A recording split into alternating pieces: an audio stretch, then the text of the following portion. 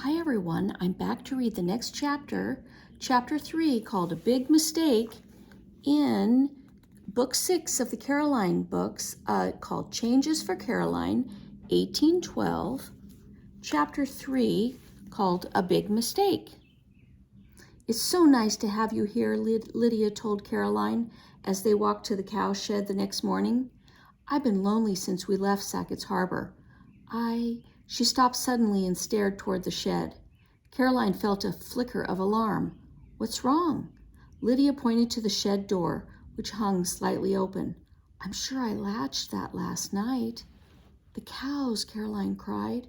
She flung the door open and ran inside, with Lydia right on her heels. She felt limp with relief when she saw Garnet and Minerva. Lydia sagged against the wall. Oh, thank heavens! Maybe I only thought I'd latched the door.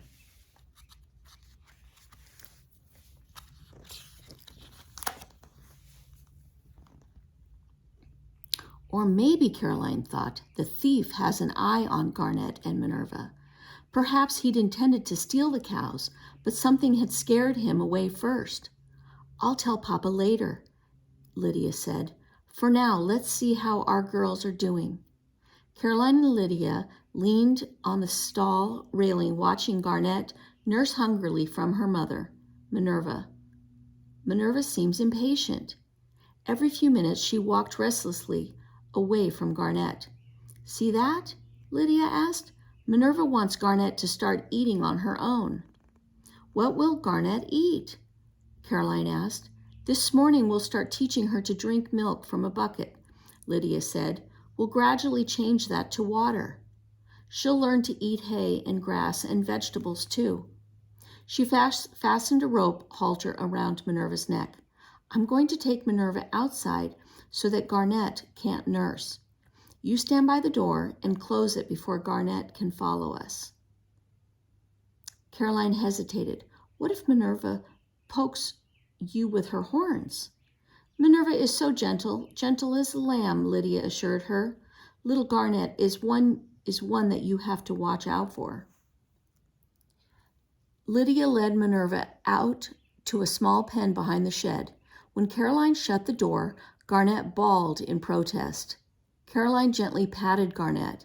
She liked how the calf's thick hair felt both soft and bristly. Poor thing, Caroline told her. I know just how you feel. I miss my mother too. Garnet turned her head. She seemed to be listening carefully. And silly Lydia told me I have to watch out for you, Caroline scoffed. By the time Lydia returned with the bucket of milk, Caroline and Garnet were getting along just fine. Time for Garnet's first lesson, Lydia said. May I try? Caroline asked eagerly. Lydia handed her the bucket. Dip your fingers into the milk, she instructed. Caroline put her fingers into the warm milk. Now what?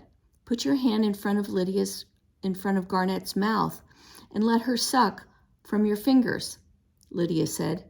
Calves don't have upper teeth, so she can't hurt you. Want some milk? Caroline asked, stretching her hand toward Garnet. She held her breath. The calf sniffed before taking Caroline's fingers into her mouth. Garnet's tongue felt rough, and she sucked with so much force that for a moment Caroline wasn't sure she'd be able to get her fingers back. Once the milk was gone, however, she was able to pull her hand away. Garnet sucked milk from Caroline's fingers several times. Each time, Caroline held her hand closer and closer to the bucket. Now, Lydia said finally, keep your fingers right at the surface of the milk. Caroline dipped her fingers back into the milk, and Garnet looked at her hand and snorted. Come now, Garnet, Caroline coaxed. You can do it.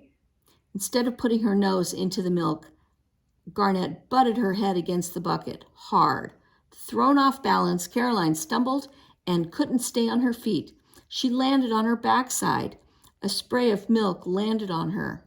Lydia sputtered with laughter. I told you she was strong.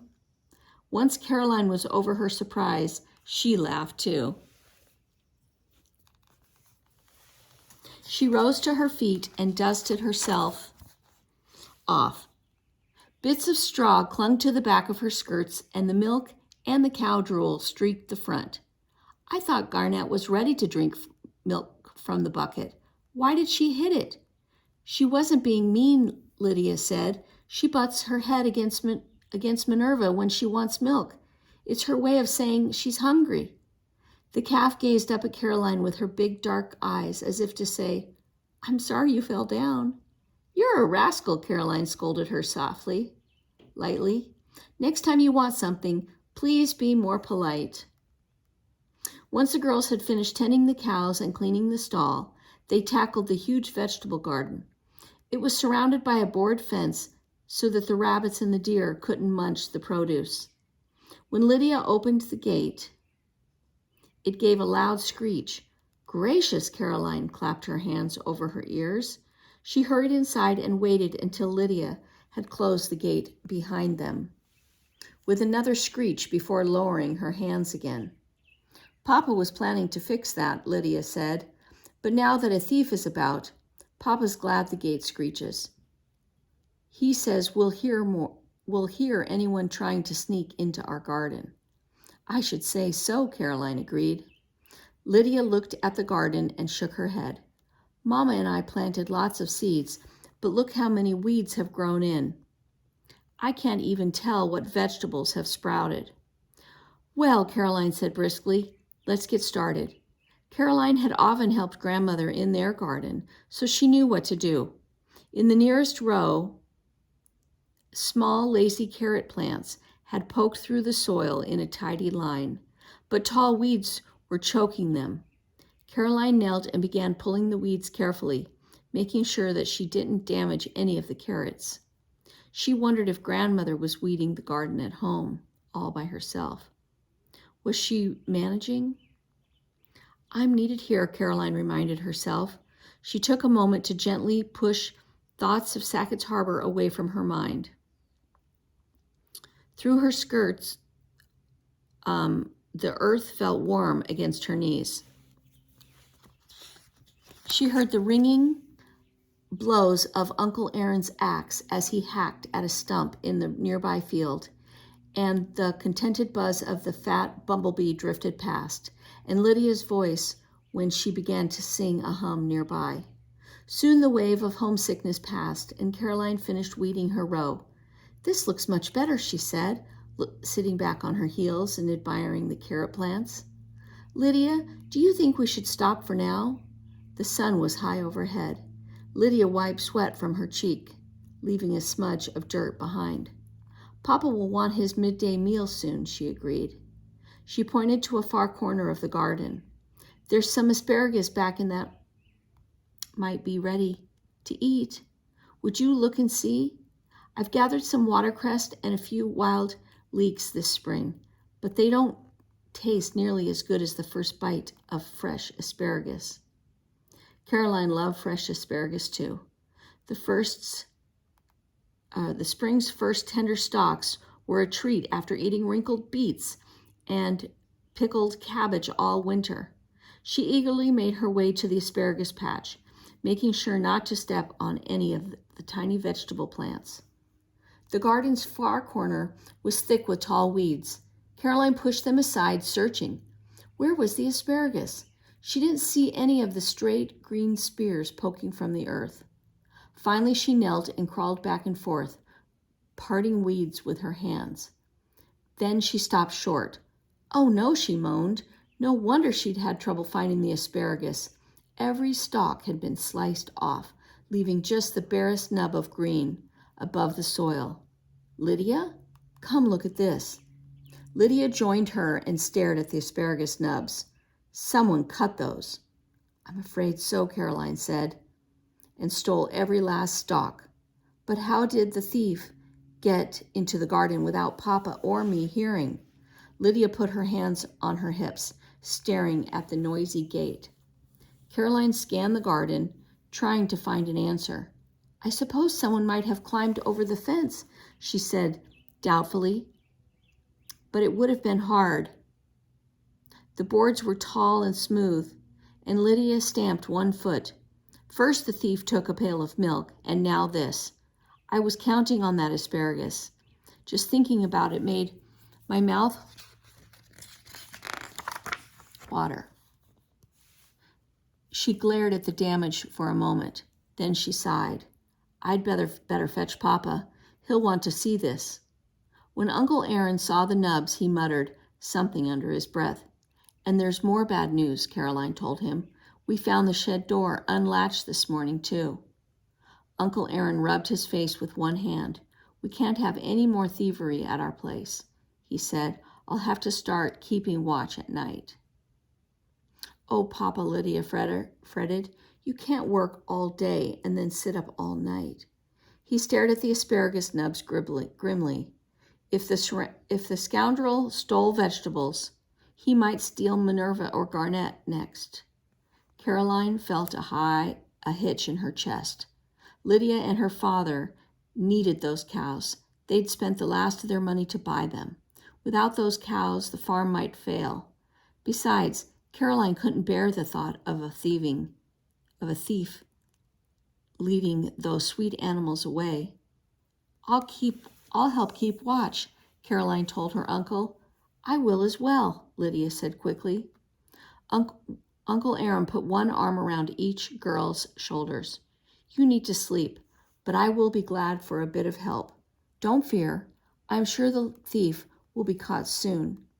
Yes, Caroline thought, but how much more will he steal before that happens? That evening, Caroline visited Garnet and Minerva in their pen behind the shed. There now, Caroline said soothingly as she approached the calf. Uncle Aaron said that you need to practice being led. Garnet jumped sideways when Caroline reached for her rope halter. Caroline was glad that the cows were in a small pen, so Garnet didn't have much room to scamper away. Caroline tried hard, moving her hands more slowly. This time she grasped the rope.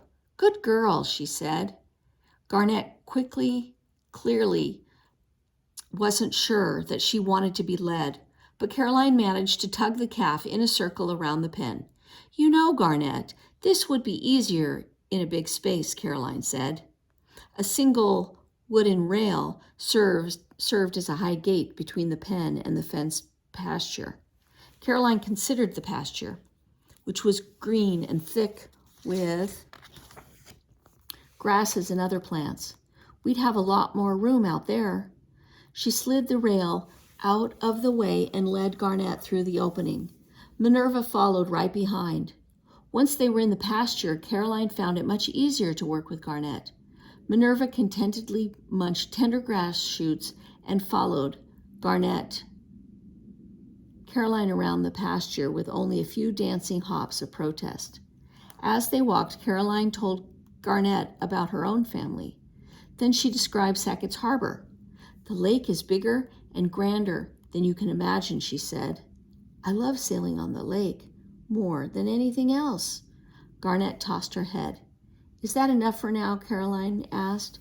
You've done very well. Let's lead your mama back into the shed, shall we?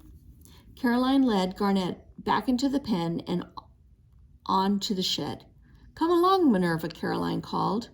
Minerva happily gobbled grass, ignoring her. This won't do, Caroline thought. She'd never tried to lead Minerva, but Lydia had said the cow was gentle. I hope that's true, Caroline murmured, eyeing the long, curved horns. Moving very slowly, she approached Minerva and grasped the cow's halter. It took all of Caroline's strength to pull Minerva's head away from her meal. After that, though, the cow seemed willing to be led into the shed. Caroline was proud of her accomplishment. She'd led both Garnet and Minerva by herself. Sleep tight, she told the cows as she had left them. I'll help keep watch tonight so that you can stay safe. No one was going to steal the Livingstons' cow if she could help it. Caroline and Lydia each took a turn sitting up by the front door that night, watching and listening for the thief. There was no sign of trouble, thankfully. But it was a long night. As Caroline made cornmeal mush for breakfast the next morning, she couldn't stop yawning. Uncle Aaron had done most of the guard duty, though, and Caroline knew that he must have been even more weary. "I almost fell asleep while I was milking Minerva," Lydia confessed when she returned from the cowshed with a pail in hand. "I put most of the milk in the spring house to cool, but here's some for our breakfast. And I have a surprise." She proudly pulled the radishes from her pocket. "Fresh from our garden. At least the thief didn't get these." Uncle Aaron smiled. "Our very first harvest." He made a show of taking one of the radishes and crunching it between his teeth, closing his eyes while he ate. "I believe," he said, "that this is the finest radish ever grown." Caroline dished up the cornmeal mush. "Are you going to the Sinclairs today?" she asked her uncle. He nodded. "His hay is ready to cut, and I'm always happy to help out our neighbor. Mr. Sinclair promised to give me some help when the hay in return, too." Minerva will like that, Caroline thought. She took her place at the table and sleepily poured Uncle Aaron a cup of milk. When he tasted it, he sputtered and choked and spit the milk back into his cup.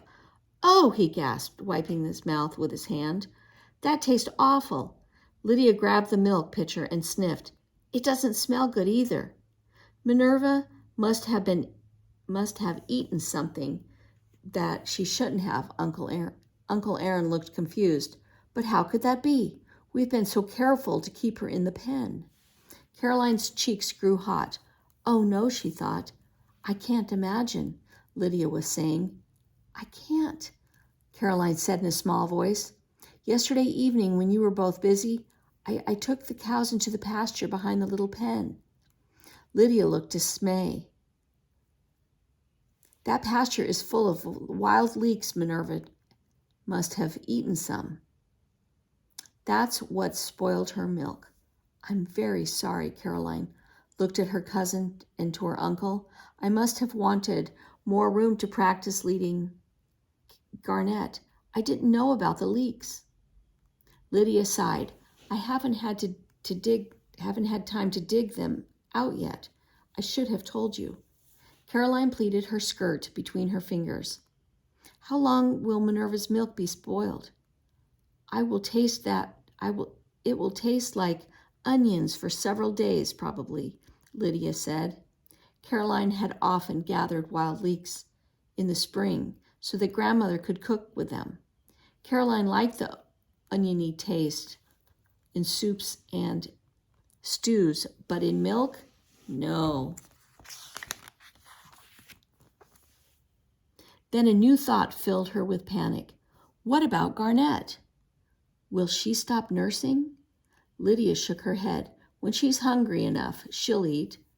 I'll have to throw the rest of the milk away, though." Caroline stared at her hands. She'd only wanted to help. Now Lydia wouldn't have milk to churn into butter that she could have sold or traded for something she needed. "Don't worry, we'll get by," Lydia said.